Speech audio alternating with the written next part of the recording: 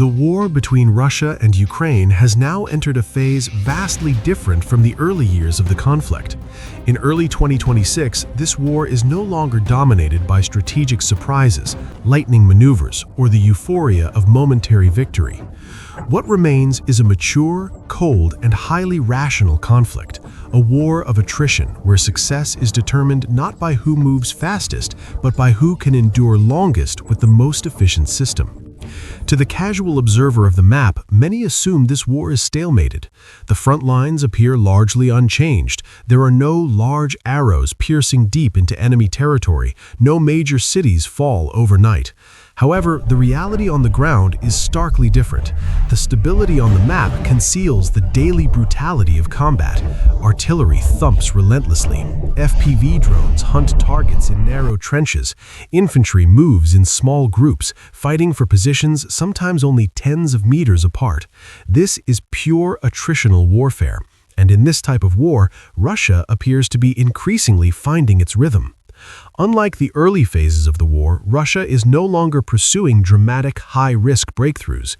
The approach now is far more systematic and measured. Pressure is applied constantly across multiple sectors simultaneously, forcing Ukraine to disperse its troops, ammunition, and air defenses in various directions. On the eastern front, particularly in the Donetsk region, Russia is slowly but consistently expanding control over small villages and tactically important points. Each advance might seem minor in isolation, but when accumulated month after month, they form a tangible strategic shift. This approach reveals the character of Russia's war today: unhurried, unemotional, and not reliant on a single decisive blow. Russia seems more comfortable with a long-term strategy where time itself becomes a weapon. As long as Ukraine is forced to constantly react, defend a long line, and plug gaps across various sectors, the burden of war grows heavier for Kyiv. In this context, Russia appears to be operating with the logic of a major power prepared for a protracted conflict.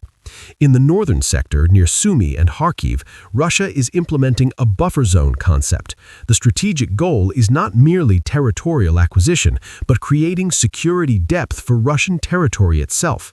By pushing the combat line further from the border, Russia reduces the direct threat of Ukrainian artillery and drones to its own soil. This is a smart defensive move, yet implicitly offensive because it forces Ukraine to defend a vast area with limited resources. The peak of Russia's systematic approach was seen clearly in a major attack launched today. In a single wave of aerial strikes, Russia launched approximately 165 attack drones. Most were Giran-2 drones combined with missiles. This is not just about quantity, but about capacity. This attack demonstrates that Russia possesses the industrial, logistical, and command capability to execute large-scale aerial operations repeatedly, even after years of international sanctions pressure. Ukrainian air defense did successfully intercept the majority of these drones. Yet, in modern warfare doctrine, the success of an attack is not always measured by the percentage that penetrates. A few drones that breach defenses are sufficient to cause strategic impact. In Kyiv, civilian casualties mounted again, and civilian buildings were damaged. In Kharkiv, energy infrastructure was targeted, causing power outages in the middle of winter. Such impacts are not only physical, but also psychological, pressing down on civilian morale and burdening a state system already operating under extreme pressure. Following the attack, Ukraine moved quickly to respond. Rescue teams were deployed, fires were extinguished, and efforts to restore power were undertaken as swiftly as possible. Air defense systems remained on high alert against the possibility of follow-up waves. Ukraine also launched counterattacks using long-range drones into Russian territory, demonstrating that its offensive capabilities remain.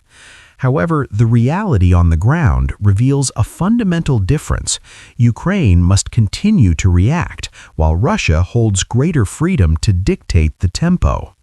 This is where the advantage of Russia's current approach becomes evident. Russia is waging war with industrial and systemic logic. Drone production occurs on a massive scale with relatively simple, cheap, and easily replaceable designs. The attacks do not have to be perfect because their goal is to exhaust the enemy's defenses, forcing Ukraine to expend far more expensive air defense missiles. This is a cold calculation and militarily very effective. The reaction from the international community has surfaced once more. Western nations condemned the attacks on civilians and infrastructure, reaffirming their political and military support for Ukraine. Diplomatic meetings were held, strong statements were issued, and additional aid was again discussed. Yet, as has happened repeatedly, these reactions are largely political and symbolic. On the battlefield, the dynamics are still determined by who has the real, tangible capacity to sustain pressure continuously. For Russia, international pressure is nothing new. Since the start of the conflict, Moscow has operated under the assumption that sanctions, condemnations, and diplomatic isolation would be part of the war. Precisely because of this, Russia appears more prepared for a long-term conflict. The country is relying on its depth of resources, military experience, and industrial adaptability to continue the war without dependence on a single decisive moment. Today provides a very clear picture of the direction of the Russia-Ukraine war. This is no longer a war about who is right or wrong on the international stage, but about who can manage the conflict most efficiently. Russia is demonstrating that it has learned from its early mistakes, adapted to the realities of the modern battlefield, and constructed a pattern of warfare suited to the 21st century.